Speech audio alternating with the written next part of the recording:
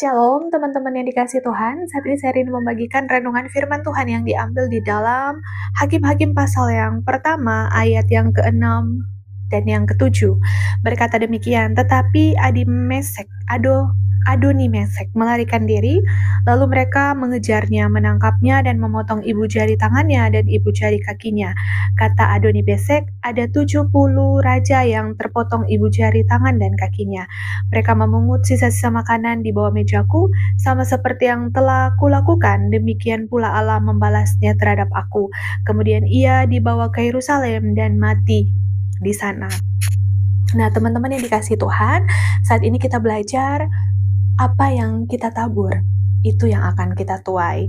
Nah, firman Tuhan malam hari ini mengajarkan kepada kita, marilah kita menabur yang baik, karena jika kita menabur taburan yang tidak baik, itu pun yang akan kita tuai. Jadi kalau kita menabur kasih, kita menabur sukacita, kita menabur kebaikan, atau mungkin taburan seperti contoh ya teman-teman, saya kesaksian sedikit, saya pernah menolong ketika saya menjadi pimpinan dalam penerbangan. Ada salah satu penumpang saya yang dokumen KTP-nya tuh ketinggalan, KTP asli, dan dia memohon kepada saya, dan posisi waktu itu pintu pesawat itu sudah mau tutup karena semua penumpang sudah on board dan dokumennya sudah komplit. Namun ketika dia menginformasikan bahwa saudaranya telah membawa KTP aslinya dan sedang menunggu di terminal keberangkatan, dan dia meminta tolong kepada saya karena waktu esok harinya itu dia akan mengikuti tes pegawai negeri sipil dan semua dokumennya itu harus asli.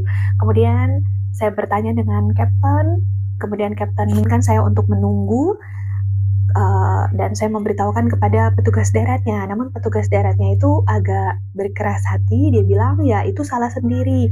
Saya hanya berkata, coba Mas memposisikan diri jika Bapak itu ada di posisi Mas dan Mas itu ada di posisi Bapaknya, dan Bapaknya itu tidak mau menolong, padahal ini adalah untuk masa depan, dia untuk mencari masa depannya. Dan akhirnya singkat cerita dia tidak berpikir panjang, kemudian dia lari dan akhirnya bertemulah dengan keluarga si penumpang ini, dan kemudian dia kembali ke pesawat dan membawa dokumen KTP-nya itu, dan akhirnya selesai semua komplit dan kita tutup pintu. Dan singkat cerita kemudian beberapa hari kemudian saya harus melakukan tes kesehatan, dan tiba-tiba saya pakai sepatunya tidak sesuai standar dan saya harus disuruh kembali. Tetapi seketika itu ada salah satu ibu-ibu petugas kesehatan itu turun dan dia memanggil saya karena di situ tuh banyak orang yang ditahan karena tidak boleh masuk. Dia panggil Mbak, begitu. Saya bilang, saya Ibu.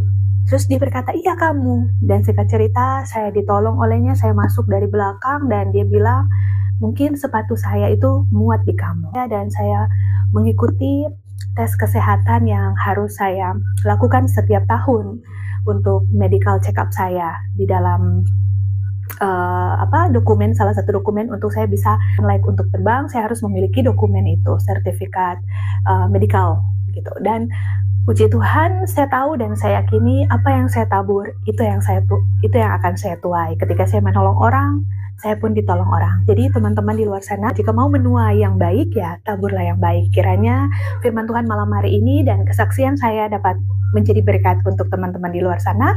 Tetaplah menabur yang baik, karena kalianlah yang akan menuai kebaikan itu. Shalom dan God bless you.